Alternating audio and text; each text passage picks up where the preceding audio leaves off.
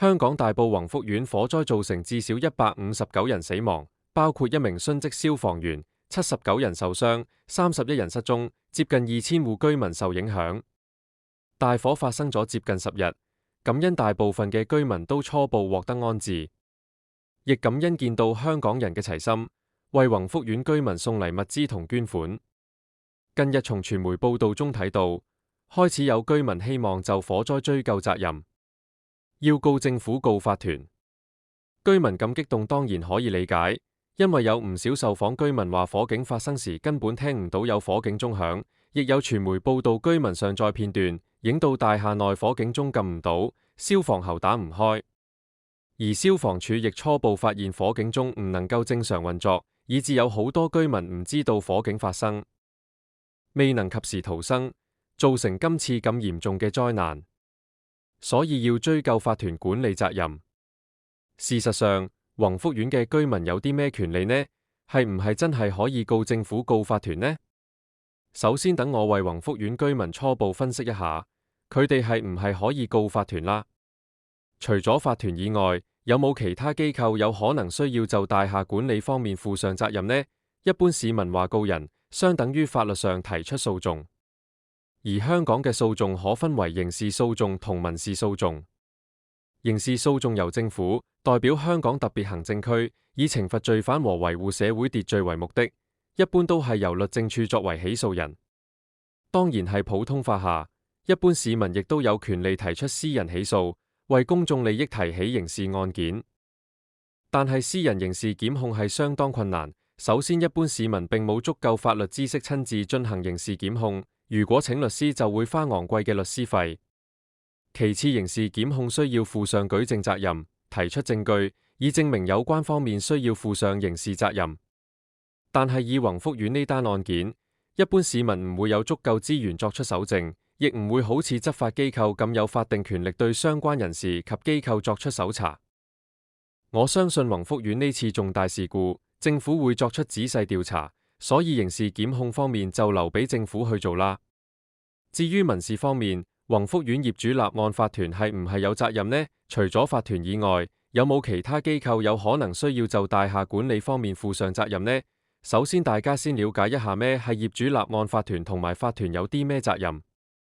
業主立案法團係根據香港建築物管理條例成立嘅法定組織，係代表全體業主管理大廈嘅公用部分，並且具有法律權力處理管理事宜，例如聘用及監督物業管理公司。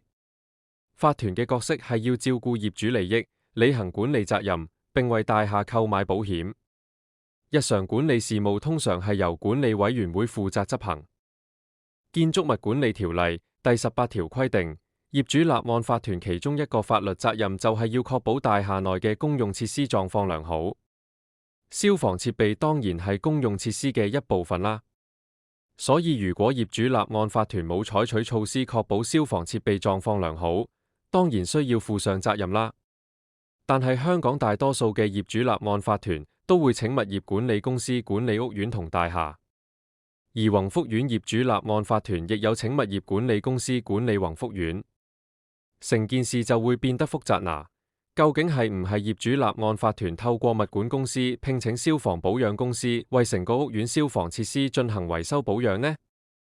物管公司有冇定期請消防保養公司進行消防設施維修保養呢？物管公司有冇確保消防保養公司妥當進行消防設施維修保養呢？業主立案法團又有冇確保物管公司履行呢方面嘅責任呢？呢一連串嘅問題都係需要等有關部門對火災進行調查後先至會有結果。如果調查結果顯示業主立案法團同物管公司都有責任，居民就可以對佢哋作出民事疏忽訴訟，索取賠償。但係如果要向業主立案法團提出索償，大家就要留意，根據建築物管理第三者風險保險規例，業主立案法團需要就任何人死亡或身體受傷而招致嘅法律責任買保險，而法例亦規定業主立案法團買嘅第三期責任保險嘅保額唔可以少過1000萬。網上資料顯示，宏福苑業主立案法團係有買公眾責任保險嘅，但係如果業主立案法團只係跟法例要求買最低保額1000萬嘅話，相信遠遠唔夠賠償今次居民嘅損失。1000萬平均賠俾接近2000戶居民，每戶居民只係可以得5000蚊。如果業主立案法團嘅第三者責任保險唔夠賠，咁點算呢？咁就要睇下業主立案法團本身基金夠唔夠賠。不過俗語有話，羊毛出自羊身上，法團嘅錢喺邊度嚟呢？咪就係業主嘅錢。如果要業主立案法團承擔賠償餘額尾數，即係要業主夾錢。所以就算業主立案法團需要為今次火災負上責任，居民係唔係要民事起訴法團索取賠償，相信對於居民嚟講都會係兩難。小弟希望憑自己微薄嘅專業知識，作出上面嘅分析，可以幫到宏福苑嘅居民。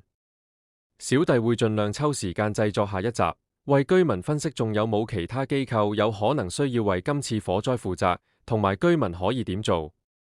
如果就住以上分析有其他問題，歡迎留言，我會盡快為大家解答。